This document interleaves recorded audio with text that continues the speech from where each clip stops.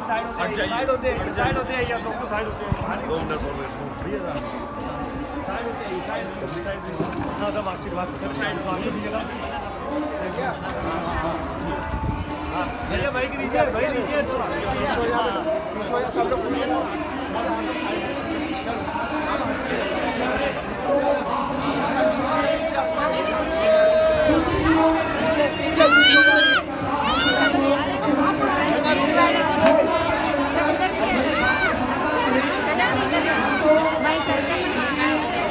आप देख सकते हैं शिव महापुराण के विराम के दिन हम जो भगवान शिव से मांगते हैं, भगवान देवाधिदेव महादेव हमारी झोली में वो देता ही खाली नहीं भेजता। 12 ज्योतिर्लिंग का मध्य बिंदु है उपरेश्वर धाम।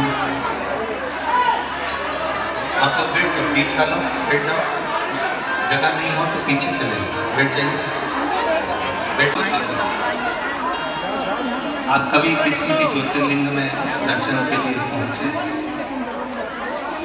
शिवलिंग का स्पर्श हो ना, 12 ज्योतिर्लिंग में से किसी भी ज्योतिर्लिंग का आपको स्पर्श हो ना, और कहते हैं कि 12 ज्योतिर्लिंग के दरवाजे की उस चौखट से जब हम अंदर प्रवेश करते हैं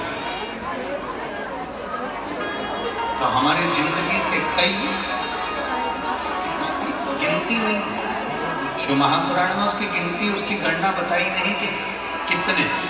कहते हैं किसी भी एक ज्योतिर्लिंग के दर्शन के लिए जब हम किसी मंदिर में प्रवेश करते हैं तो अनगिनत, उसकी कोई गिनती नहीं है, इतने अश्वमेध यज्ञ का पुण्य फल हमारे खाते में आकर लगता है। और शिव महापुराण में जब समापन का दिन होता है 12 ज्योतिर्लिंग का जब हम दर्शन श्रवण करते हैं, 12 ज्योतिर्लिंग का जब हम कथा श्रवण कर रहे होते हैं तो कहते हैं कि हमको वो 12 ज्योतिर्लिंग के दर्शन का पूरा पुण्य फल केवल कथा के माध्यम से प्राप्त होता है। अब जरा विचार करो कि एक ज्योतिर्लिंग के हम दर्शन के लिए जाते हैं तो अनगिनत अश्वमेध यज्ञ का फल मिल जाता है, और 12 ज्योतिर्लिंग की कथा यदि एक ही जगह पर श्रवण करने को मिल जाए तो उसका तो कोटि कोटि पुण्य फल हमें प्राप्त होता है। वैशाख का महीना है, उपरेश्वर धाम की पवित्र भूमि है, कंकर शंकर चिरंजीवी राघव जी मिश्रा जी की पहली कथा है।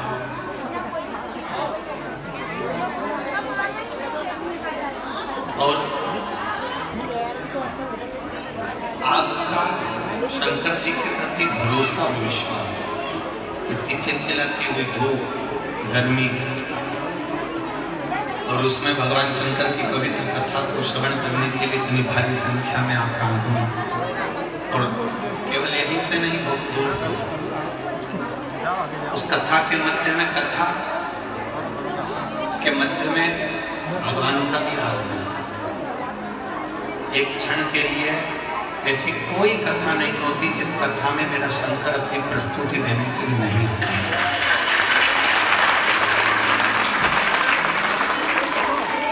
जब आप महिषासुर मर्दन की कथा सुन रहे थे देवी जी की, उस समय पर एक क्षण के लिए ऐसी हवा का प्रवेश आना कि बाहर की पूरी दान पेटी और बैरिकेड की गिरा। तो ये उपरेश्वर बाबा की धरा पर जब हम कथा श्रवण करते हैं, ये केवल एक कथा से नहीं, आप पूर्व में से जितनी कथाएं करी हुई है सारी कथाओं का क्रम निकाल कर देखिए। इसके पहले जो रुद्राक्षोत्सव की कथा हुई उसका भी स्मरण देखिए कि कथा चलते चलते में एक क्षण के लिए हवा का प्रवेश होता है, एक पूरा की पूरा जो इतना ठुका हुआ था, लगा हुआ था, वो ऊपर उड़ जाता है। तो कहीं ना कहीं ये 12 ज्योतिर्लिंग का जो केंद्र बिंदु है उपरेश्वर धाम, ये व्यासपीठ पर जब जब कथा हुई है तब तब बाबा ने किसी न किसी अंश मात्र में आकर दर्शन जरूर करें। आज आप लोगों का कथा सुनना, आज आप लोगों का कुबेरेश्वर धाम आना सफल हो गया। खाली नहीं जाओगे, बाबा बरकत देंगे। खाली ना जाता कोई घर से तुम्हारे, खाली ना जाता कोई घर से तुम्हारे, मेरी खड़ी हो नदी तुम्हारे पसारे, अपने हृदय से लगा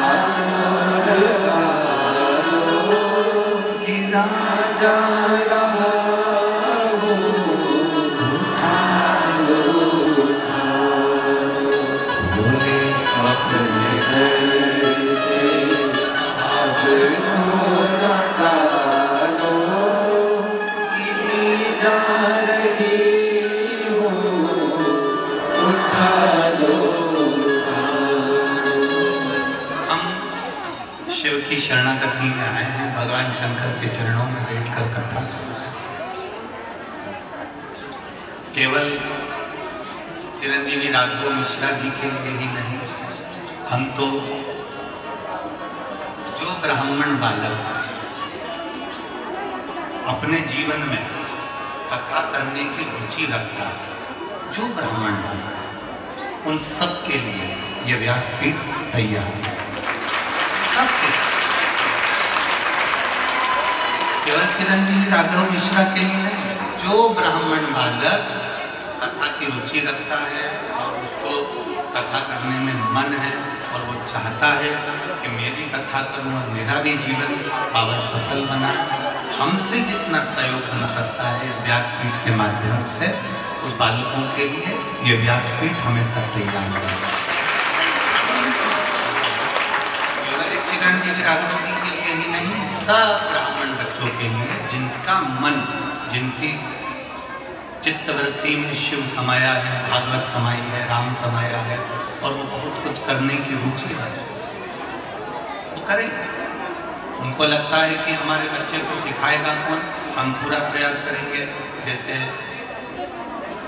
पूर्व में साक्षी देवी जी वृंदावन से सीख कर आई, उनने भी राघव जी को सहयोग करा। हम ऐसे कई ब्राह्मण बेटा बेटियों से भी कहेंगे कि जो सीख कर आए हैं वो बच्चों को सिखाएं और उनको आगे बढ़ाएं। आप बाबा के धाम में आए, आज कोई एक महिलाएं थी, कह रही थी पूर्व में कैंसर ज़्यादा था और बहुत ज़्यादा कैंसर के कारण पीड़ित थे, पर बाबा ने कृपा कर अभी जितनी भी रिपोर्टें आई हैं वो सारी कैंसर की रिपोर्ट नॉर्मल आई हैं। समझिए, आप लोगों में कई लोग ऐसे बैठे हुए हैं जो बाबा के धाम आते रहते हैं। एक कोई मिलिट्री वाले आए हुए हैं आर्मी से, वो लगभग 4-5 साल से लगातार हर महीने 2 महीने में छुट्टी लेकर बाबा के धाम आते हैं। कहीं बैठे होंगे तो हाथ हिलाइए। जिनकी बॉर्डर पर ड्यूटी चल रही है वो भी कहते हैं महाराज जी, इस धाम में जब से आना प्रारंभ करा तब से मेरे बाबा ने मेरा हाथ पकड़ लिया और मुझे बहुत बार तो ऐसा विश्वास, ऐसा भरोसा, ऐसी दृढ़ता आपके भीतर रहे। कुबेर भंडारी के दरवाजे पर आए हो, कंकर शंकर की पूजन करो, किसी भी स्थान पर बैठकर 108 बार श्री शिवाय दिखावे के लिए नहीं।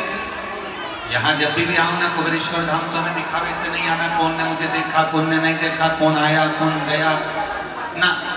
यहाँ तो बाबा का धाम है, आप बड़े प्रेम से बाबा का नाम लो और बाबा का स्मरण करो।